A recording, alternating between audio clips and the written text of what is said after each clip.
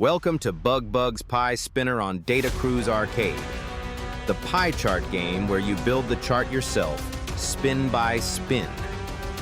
Here's how it works. When a round starts, you'll see two things on screen. On the left, a target pie chart with 4 labeled slices, each one a percentage you need to match.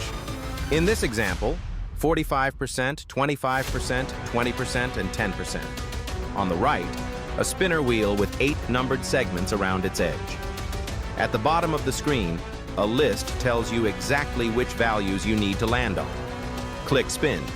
The wheel turns. If it lands on a value matching a slice you still need, that slice fills in with color. One piece of your pie chart built. Land on the wrong value? Wasted spin. You have 8 spins to fill all 4 slices. Each successful spin lights up a portion of your pie chart piece by piece until it matches the target, or you run out of spins trying.